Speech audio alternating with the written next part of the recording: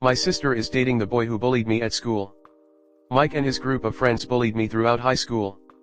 I never told anyone, the teachers sometimes called them out but they didn't do anything about it. Mike's bullying never stopped until I graduated high school. I'm in college now. My sister has been talking for months about her new boyfriend, about how well he treats her and takes care of her, that he is quite respectful, that he is affectionate, that he takes her to nice places, etc. On Thursday, my sister took her boyfriend to my parents' house where she would formally introduce him to us, and when she arrived she introduced Mike. I was frozen and scared, and when I saw him I peed myself. My parents were worried as was my sister. They took me to my parents' room and I simply told them that I drank too much water and couldn't hold it anymore. No one was convinced but since they had a guess they put the matter aside. My parents eventually really liked Mike, they joked around and everything. I was quiet and tense. Mike harassed a lot of guys, but I was the only woman he harassed. He took my food, my money, my books, he hit me and left several bruises all over my body. But the last year of high school was the worst, where I studied had several playgrounds and fields. It is a fairly large school, one of the two fields connected to a small forest that, when crossed, led to a street. No one could get in there, but they never bothered to put up a fence. Whenever I wanted to be alone or not be harassed I went to that forest. Mike and one of his friends followed me. After taking my things the friend took me from behind and made me kneel and Mike took out his member and forced me to give him oral. I think I even swallowed my own vomit. Everything about that day is quite confusing. Every time I think about it it seems more like it was my imagination and not a memory and it really makes me question if it was real. I can't defend myself, I'm too thin and I don't have the strength. I am 167 and weigh about 46 kilograms. After that incident, Mike's bullying lessened but not completely. I haven't talked to anyone about this. Should I do it?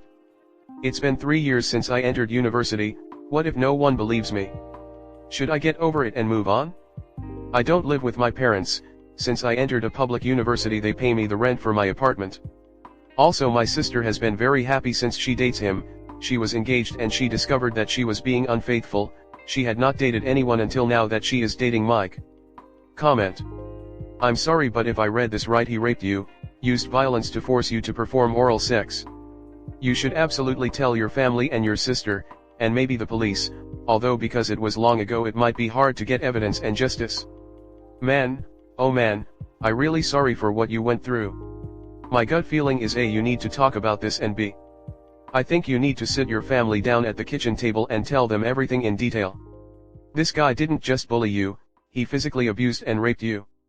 You need to tell your sister and parents before he gets too chummy with the rest of the family. For all you know, he's only dating your sister so he can have free access to you again and you won't be able to escape it. I realize that this rubbish human has caused you enough pain, please don't let it go further without advocating for yourself. Tell your sister and parents together about everything. Tell them that you wish your sister the best, but you will not be able to interact with her or any of your family when Mike is around because of X, Y, and Z. Be honest, do not try to sugarcoat any of what he has done. Send your sister and parents this link if that's easiest, but they need to know so that either they can prioritize you and this bloke can pound sand, or they can prioritize him and you can cut them out with a clean conscience because they're similarly rubbish. Next story 2. My husband has checked out of our marriage and started an emotional affair online. My husband and I have been married for 5 years, together for 10 and share a 2-year-old son. My husband asked for an open marriage about 3 months ago and I said no, said my reasonings. I'm just overall not comfortable with it, and to me it's just asking permission to cheat. This was dropped, and hasn't been brought back up. I did suggest marriage counseling and it was declined, because he doesn't need to tell some stranger his feelings. My husband works full-time, in a stressful job with long hours. I work full-time, stay at home full-time providing care to our son, take him to therapy twice a week, do all the cleaning, laundry, and cooking. I'm often met with responses like, oh good, you actually did something, and all you do is watch TV all day, among others. My husband's relationship with our son I would describe like the occasional uncle. My child will occasionally sit next to him, but most of the time will cry anytime he gets too close. They don't sit on the floor to play, but he will taking him to the playground/ball field to run with him. He does provide greatly to the financial support of him, and never questions why I buy him the things he needs or wants. The issue. My husband left open his OnlyFans account on my side of the bed and fell asleep messaging a girl, who from what I could see have been talking for months.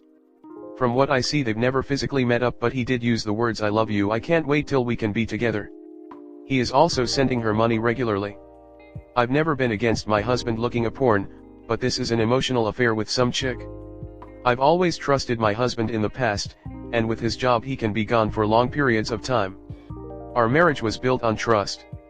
How would you feel about this? He doesn't know I know, and I need to think about how I want to move forward from this. Suggestions. Comnet. As soon as humanly possible I'd suggest to leave. Get your stuff all situated. This is horrible behavior, and even worse that you both have a kid together. Very sorry you have to go through this. There is no such thing as staying for the kids that ends well.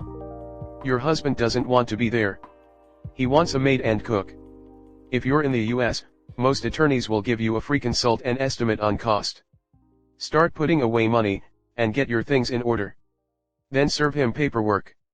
Do not tell him anything. It sounds like your husband has no real interest in being a father to his son. Also, the open marriage thing? I suspect he had someone in mind when he asked, so I wouldn't just assume that he has never physically cheated, at least to some degree. If you are really conflicted, you should sit down and work out what the difference would be with you as a single parent and him being the part-time uncle who takes him to the park sometimes and pays child support, versus what you have now, where he still acts like the part-time uncle, and financially supports his child but also models how completely checked out of this family he is. Say that after he drains y'all's bank account. Your husband very clearly has one foot out the door and minimal attachment to being a parent. This means he is a lot more likely to do things like take off, taking his money with him. Every day on the sub there are posts from stay-at-home mothers who are left in extremely crappy situations when their husband, who is the sole source of income, takes off.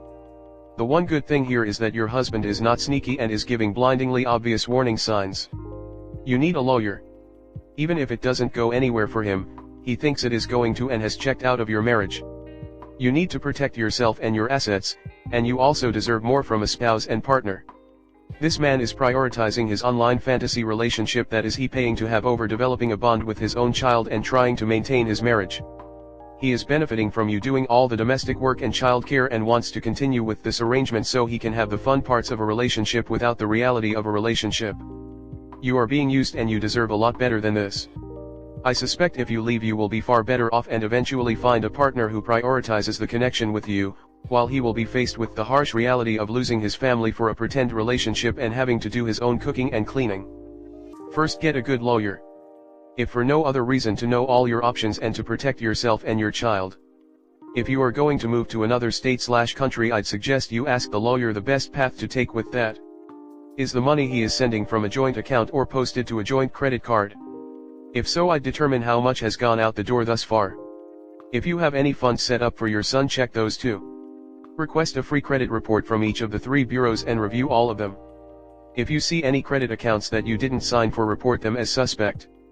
I'd also suggest you consider locking your credit. It won't do much as applies to existing accounts, but it will prevent new ones that require a credit check. Make sure you keep and secure the information given to you when you lock with each of the 3 bureaus, as you will need it to unlock your credit when you request new credit. They can do it for X days then relock automatically. Also, if don't already have, I'd suggest considering opening an account in just your name. Change any auto deposits from you to the new account. After confirming the auto deposits are working, then move any money that is yours deposited in the joint account, to the new account. Do not just empty joint accounts, and don't try to hide the new one as an asset during the divorce. Pissing off the judge doesn't help anyone's cause. Whether you divorce or not, at least protect your assets. Take copies of the evidence and save it somewhere safe. Start tracking down the payments that he has made. Secure all of the important documents and copies of his tax returns, pension, savings, and investments. Then, go and make appointments with several divorce attorneys. Give them the evidence of his cheating and his spending on of. Ask what divorce looks like for you in relation to custody, child support, and alimony. Also, ask about a post-nup with an infidelity clause. Once you have all of the information, sit your husband down and tell him that you know about his affair. Tell him that he either ends it, cancels his subscription to of, and deletes the app. He also needs to have a full STD screening done, give you the full amount that he spent on of so that you can put that money into an account in your own name. He needs to agree to an open phone and electronics policy and sign the post-nup.